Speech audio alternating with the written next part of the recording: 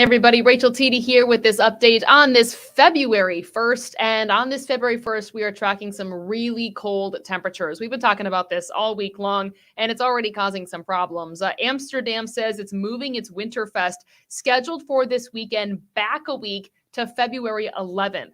The extreme cold and the wind chills are behind the decision, and Winterfest will feature ice skating, music, as well as a lot of food and fun at Veterans Park. So make sure that you come out and check that out. But we've also learned about Hudson Crossing Park's annual Winterfest set for Saturday in Schuylerville that also is canceled due to the sub-zero temperatures. And speaking of those sub-zero temperatures, let me bring in meteorologist Reed Kisselback, who has been talking about this all day long and just how brutal it's going to be. All day, all week. This is what we've been talking about because, honestly, this is the biggest thing that we have coming our way. It's actually been a couple of years since we've had temperatures this cold. Oof. I don't think I put this graphic in here, but it's worth mentioning that Friday is going to be an alert day.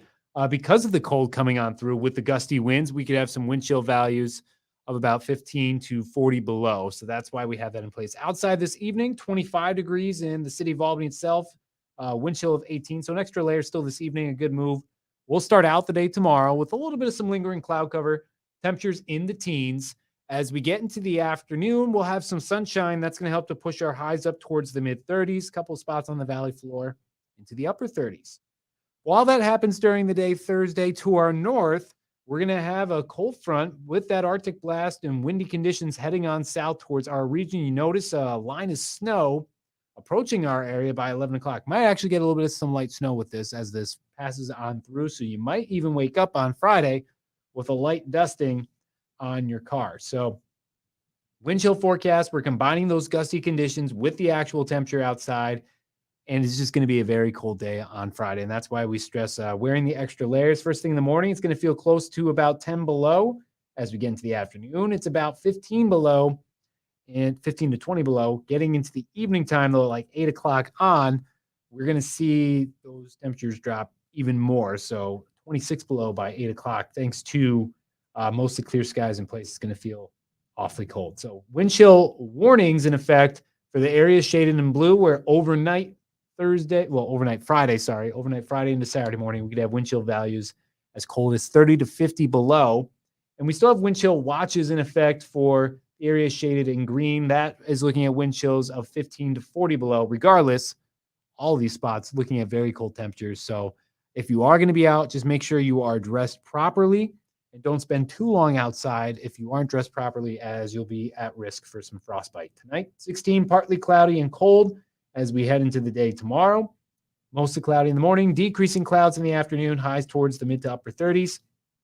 7-day planner, windy and cold on Friday and Saturday, highs in the low teens. Friday overnight low is 10 below, but again, much colder than that with the wind chill in place. Sunday, mostly cloudy, high of 37. Monday, 39 and partly sunny. Tuesday, Wednesday, mild, right near 45. A chance for a few spotty showers Wednesday in the later part of the day. Talk about a roller coaster of temperatures, though. Really is, though. This is usually what I expect to see when we get to March. Right. Not this cold, but that kind of a roller coaster that goes with it. So it's interesting to see after we get that cold going right up there. It is. It's a nice break from the negative temperatures. If you know that 50 is in the future, you just got to get through. It's a 50-degree temperature change, more or less. It is. Over the course of a couple of days. But still, big jump. Crazy. Yeah. All right. Thank you, Reed. We have one last thing to talk about here. With these just brutally cold temperatures, the state is getting ready for this, talking to local counties as well as power companies. And the Division of Homeland Security and Emergency Services is working to make sure that people have the resources they need, including more generators or support for warming shelters. They're checking in with utilities because power outages could be dangerous, and they want people to be ready for this.